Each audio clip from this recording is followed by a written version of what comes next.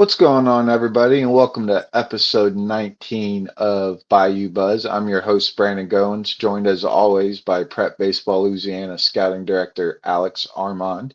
Alex, how are we doing today? As you can see, freezing, coach. Yeah, yeah. Freezing. What's that wind chill at today? I just checked. It looks like we're at like 40 degrees right now, but I bet you it feels like it's 30. Coach, I think I got you beat real quick before we get Oh, going. It was -4 wind chill this morning in Dallas. -4? Mhm. Let me look and see. Now I'm kind of curious what the wind chill is in Lake Charles. Let's see. This is great podcasting. 29. Yeah. Okay, that's not. Right now we're 12, 17, and 12 wind chill. So, anyways, let's talk about warm weather stuff. It's been high school baseball's in full swing in Louisiana. It Uh, is. and before we talk about that, let's talk about some of our prep baseball core events. You had a Rising Stars event this past weekend, but before we get into some of the guys that stood out there, let's talk about uh, your top prospect event this summer. Yep. So I think everybody should probably know by now. It's June 24th at UL Lafayette, back for the fourth year in a row. 26s through 28s. It's definitely going to be the biggest identifier for our future games team for sure. Senior future games as well. And we believe we're going to start sending out invites next week. So those will be going out soon. And hey, look, if for some reason you think, you think you would like to come, send an invite request. But those first batch of invites will be going out soon. Good. I know that future games is so far away, but it's already. I was doing ranking updates and I saw. started kind of making what you think would happen, and yeah, so it'd be an important one to get to this year for you for sure. So Yep. um, on Sunday, you were in New Orleans for a Rising Stars event, Mm-hmm. and you got some videos out in a hurry, and uh, it was pretty impressive some of the numbers you were tweeting out this past weekend. Like a couple times, like you see a number, then you check the grades, and you're like, that doesn't, yeah. So why don't you walk us through some of those guys that stood out in New Orleans this past weekend? Yeah, it was good, man. Look, we were at Hahnville High School. The wind was blowing straight in from center field. I think like gusts up to 20 miles an hour. So that was fun. Had our bow net literally Yep, like been blowing there. on the track, like almost touching the track man during BP. So, but yeah, it was a good event. A lot of really talented kids there. Like you said, we had some really good numbers. Hudson Spillers, an eighth grader from up in the Monroe area, ran a 6.68. Like that was super impressive. I think that may be the fastest 60 time I've ever had from an eighth grader, Rising Stars, kid. So, a couple guys we'll talk about real quick. First one, Landon Dugas, at 2029, out of that Southeast Louisiana area, Norco, Louisiana. Landon was another kid, like he went through the event as a two-way guy, ran a 6.91, looked pretty good at the plate, but on the mound is probably where his highest upside lies. He's going to get a lot stronger over the next few years. It was a pretty easy delivery, wasn't a whole lot of effort, 81 to 83 with the fastball, but his feel for spins, what really stood out, got up to almost 3,000 with the slider at 73 to 75. So he was really good. Another guy that was really good, Evan Duplashan, 29, out of he's actually at Opelousas Catholic, coach. So last weekend they came and played in the tournament over here by me, and Duplasham was hitting in the 2-hole for Opelousas Catholic, and like they're the defending state champs in their division. So definitely says something about him. Yeah. He was really good, man. Probably took one of the best BP days on the round, BP rounds on the day, excuse me, and drove the ball gap to gap. Exit velo got up to I think 94.7. Just another good athlete, left-handed hitter, moves right. And then the last guy I'll talk about real quick, 2029 out of that Lafayette, maybe New Iberia area, Youngsville, Lucas Borges, slick fielding middle infielder. His defensive workout was probably the best on the day. Just really, really confident, can throw from different arm angles, was accurate with every throw. He's actually a switch hitter, but he only hit right-handed on Sunday. Line drive hitter, worked the ball up the middle. He's a good player. And look, that was just, 3 of the guys that we talked about, but there was a handful of other guys that were really good. So I can tell you, we'll definitely have some junior future games invites coming out of that event. Yeah. I would hope so. That's pretty good talent there. All 3 of those guys, that's pretty impressive video. The Evan kid, that swing works there. Works. Yeah. So that's fun. Maybe one time we'll finally play each other in junior future games. Jesus. I want it in bracket play. Though, not a pool play. Yeah. So, well, that's good. All right. Now we got that out of the way. Let's get to you and your crew been out like crazy watching ball the last week. Why don't you walk us through maybe some of the highlights of the past week? I'll tell you, look, you probably weren't expecting this, but I'm a Louisiana guy, but I got to be honest. The biggest highlight last week probably came from the Lone Star State in the form of Lutheran South Academy, who came over to the tournament here in Southwest Louisiana. And in 3 games, they won via the 10-run rule, and they didn't allow a run in those 3 games. Coach, it was impressive. I'm not gonna lie. Your report back to me kind of. We have to do my podcast after this, and that's why they're ranked now. So in our preseason poll, it's because of you. So yeah. I mean, look, I'll put it to you this: that watching them last weekend, especially with the Wyatt Powell kid on the mound, like I'm not sure there's a team in our state that can play with them. I mean, they were really, really good.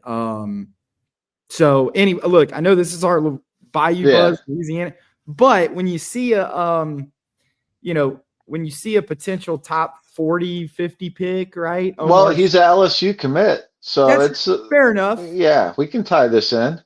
Good point. Fair enough. Like Omar Cerna, the senior catcher out of Lutheran South. I mean, he was as advertised last weekend. So got to see him against Barb, right? He gets hit with a breaking ball on his front foot in his first at bat.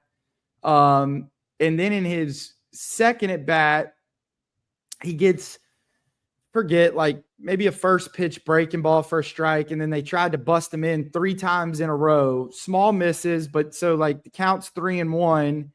And then they try to throw a change up and it was up in the zone, and Cerna made him pay with, 400-foot home run to right center over the scoreboard at Barb.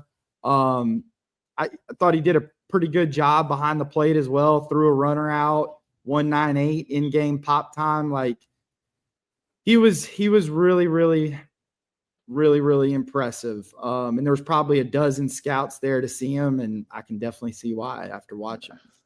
Oh, so Coach Johnson and staff has done a good job of getting Texans to show up on campus. So the last couple of years, the Chase Shores and Casey Evans, Kate Aaron Beatty. So there's a chance he shows up. Yeah, yeah. Well, yeah, look, yeah, with him and Aaron Beatty back-to-back years, I mean, that's insane. So, yeah, he was really, really good. And then I had the nightcap Barb Live Oak big game. It was a really Mm-hmm. good game last spring. Barb won 1-0. Barb was coming off the 10-run rule loss to Lutheran South, and they play Live Oak in the nightcap, and Live Oak came out guns a blazing, and they 10-run ruled Barb. So the story of that night was definitely Cooper Smith, the 25 Mm-hmm. catcher going to La Tech. Coop hit 3 home runs on the night, went 4 for 4. His fourth hit was a 2-strike single, back up the middle, finished with 6 RBIs. Really, really happy for him. He was named our player of the week yesterday, deservingly so. Sawyer Pruitt was really good on the mound for Barb. Again, it was pretty cold that night. He got up to 89, but he finished with 10 punch outs in 5 innings. So he was really good. And Live Oak had a really good first week overall. I think they went 3-1. Their only loss was a 1-run loss to Sulphur. So yeah, it was a really good showing for Live Oak last week over here down by me. And then to kind of cap off last week, we'll talk about our game of the week, which Leary was up there for the first 2 games, Catholic and West Monroe. And I said on last week's podcast, like, if I'm a bet man, there's no way that one of these teams sweeps the other one, right? Well, Catholic, second year in a row, they went up to West Monroe and swept them. So it's pretty impressive. They're still our number 1 team, obviously. On the mound, they got a really good start from the former future gamer Lucas Lawrence in game 1. He took a no-hitter into the 5th. I think he ended up giving up 1 earned run in 4 2/3. Was really, really good. Held 86-88 the whole night. And from talking to Larry, the biggest thing was the best he had ever seen him in terms of just commanding his fastball, landing his off-speed stuff for strikes. Really good outing for Lucas. Another arm that I do want to mention for Catholic in game 3 on Sunday is a junior righty, Tanner Forbes. He came in and threw 6 shutout innings in relief and was just really, really good and led them to that game 3 victory. Their offense was on fire the whole series. And the 2 guys at the top that we'll talk about, Noah Lewis, another former future gamer, ULL recruit. Noah was on the barrel all weekend, out of that leadoff spot. Took really good at bats. He looks as comfortable as we've ever seen him. And then Andrew Klipinski, LSU Eunice recruit. Big game clap. Like, he always shows up in the biggest games for Catholic. If you look in the box score and Catholic's playing a subpar opponent, like, Clap may not do anything, but in the biggest games when it matters the most, he always shows up. I think it was in 2 of the games. He got like 2 out base knocks to start Catholic High rallies. Game 3 on Saturday, he hit a home run, went 3 for 4. So the Bears are clicking on all cylinders in the early part of the season. Yeah, who needs William Smith? Yeah, right. Talking about impressive debut. Yeah, I was about to say that's pretty good. Yeah. So Catholic's just going to be the state champs again. We don't even need to play the season. I mean, look, as you know, it's a long season. I don't know if me and you talked about this. So, kind of to your point, like going back to Barb getting 10-run ruled twice in the same day. Somebody had asked me walking out of the ballpark that night, like, man, when's the last time Barb's ever gotten 10-run ruled twice in the same day? I said, funny enough, it was my senior year. We got 10-run ruled by St. Thomas More early in the season, same day. It was a doubleheader. And, I mean, we ended up winning a state title that year. We went 37-7. Like, it's early. It is. Super early. It's well, early. And when you get run ruled like that, it goes one of 2 ways. Bingo. You get run ruled again, or you come out firing. Right. So um, that was never going to be a one-run game. That second one, it was either going to be a blowout or you get blown out. That's just Right. what happens after those. Yep. So I think Barb's track record speaks for itself. So they'll be there when it matters. Oh yeah. So, all right. What we got coming up this week? What we got for game of the week? I've been honest. I may have missed it. You may have already posted it, and this is one of the few times my head's been in my own computer so much I haven't seen it. I did, yeah, coach. Look, I totally get it. But yeah, look, we did come out with it yesterday. Kind of an interesting, I think it's an interesting game of the week. So we have the Sterlington Panthers taking on the Houghton Bucks up in North Louisiana, a little North Louisiana action for week 2 game of the week. They start their 3-game series tomorrow at Houghton at 4. Then they'll be back at Sterlington at 4 on Friday, and then back at Houghton at 1 o'clock on Saturday. Look, 2 teams. Sterlington start out 3-0. Houghton's 3-1 right now. Both will be playoff contenders. And there's some really, you kind of get a little bit of everything with this matchup. That's why I like it. For Houghton, the engine that makes their team go, especially their offense, is the senior Christian Turner, Arkansas recruit. He's drawing interest. I know from area scouts getting in there, seeing him. Really good left-handed hitter who had a really good summer on the circuit with that Sticks group. And Turner can really, really run. Really good athlete, dynamic player.